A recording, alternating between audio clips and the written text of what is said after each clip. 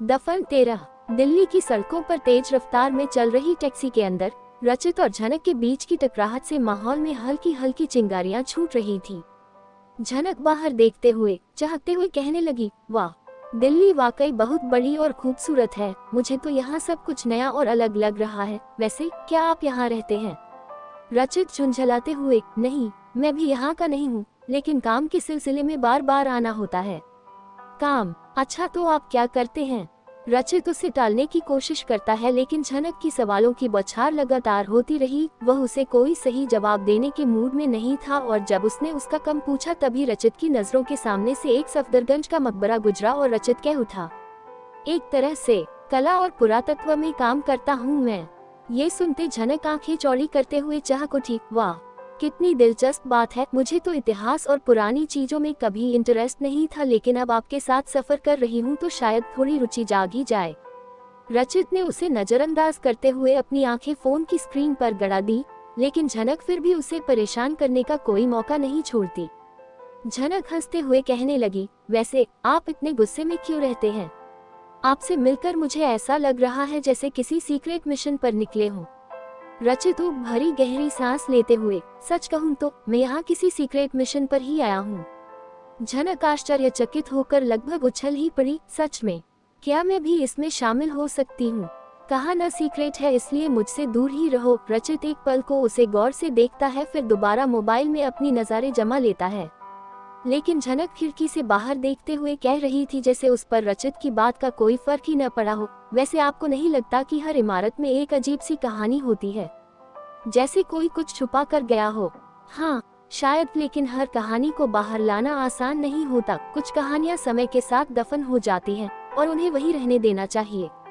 अचानक झनक गंभीर होती गहरी सांस लेते हुए कहने लगी, शायद आप ठीक कह रहे हो, पर कुछ कहानियां ऐसी होती हैं जो अपनी जगह से खुद ही बाहर आने का रास्ता खोज लेती हैं। रचित को महसूस होता है कि झनक की आवाज में कहीं कुछ दर्द छुपा है, एक ऐसी कहानी जिसे उसने शायद कभी किसी से नहीं बांटा। वह उत्सुकता से उसकी ओर देखता है। रचित सहज होकर पूछते हुए, तुम्हें ऐसा क्यों लगता है? क्या तुम्हारी जिंदगी में भी कोई ऐसी कहानी है जो दफन रह गई हो? झनक एक पल के लिए चुप हो जाती है।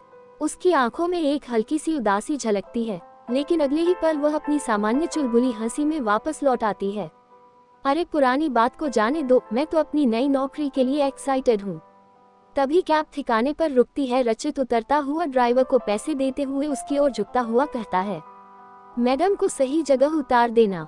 कहता हुआ रचित तुरंत ही चला जाता है। इससे ड्राइवर झनक की ओर देखता हुआ पूछता है, आपको कहाँ जाना है मैडम? हाँ, मेरे पास एड्रेस है, अभी बताती हूँ। कहती हुई वह अपना पर्स टटोलती है और अगले ही पल उसके होश उड़ जाते हैं। मेरा पर्स कहाँ गया? एड्रेस तो उसी में था। अब ड्राइवर और झनक एक दूसरे का मुंह देखते रहते हैं। सुनसान सड़क पर कार अपनी स्पीड में चली जा रही थी। साहिल अब ड्राइविंग पर था, अनिकेत उसके बगल में बैठा था। साहिल, ये रास्ता कितना और है? टाइम देखो, 9:30 हो चुके हैं। सर, बस 1.5 घंटे और लोकेशन के अनुसार 11 बजते बजते हम पहुंच जाएंगे।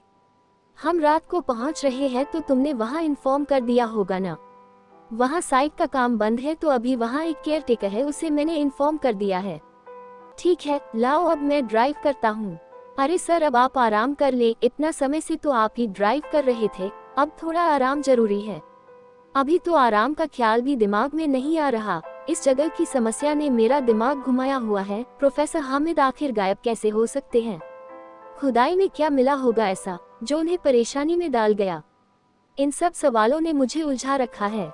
यस सर, मुझे भी यही बात परेशानी में डाले दे रही है। इस लोकेशन के हिसाब से तो ये काफी आउटर इलाका लग रहा है। हाँ सर, वहाँ कुछ पुराने मंदिर के अवशेषों के अलावा कुछ नहीं है। जब वहाँ टीम मेंबर के लिए टेंट लग रहे थे तो काफी लोगों ने उन्हें वहाँ रुकने को मना भी किया और कहा कि ये जगह काफी रहस्यमय है। लोकल लोग इसे लेकर कई कहानियां भी बताते हैं, कहते हैं कि रात में यहाँ कुछ अजीब सा होता है। अनिकेत मुस्कुराते हुए, कहानियों पर ज्यादा ध्यान मत दो साहिल, मैं तो ठोस सबूतों में विश्वास करता हूँ। इतने में अचानक गाड़ी झटके से रुक जाती है।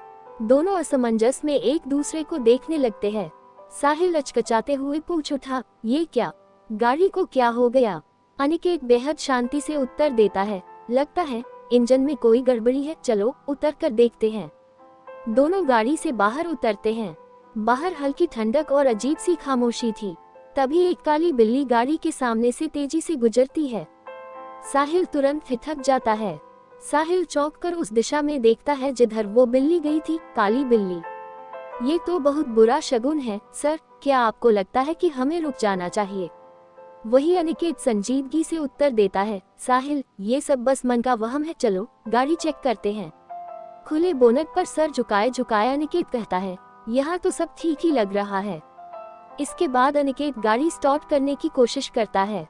कुछ पल बाद गाड़ी स्टार्ट हो जाती है।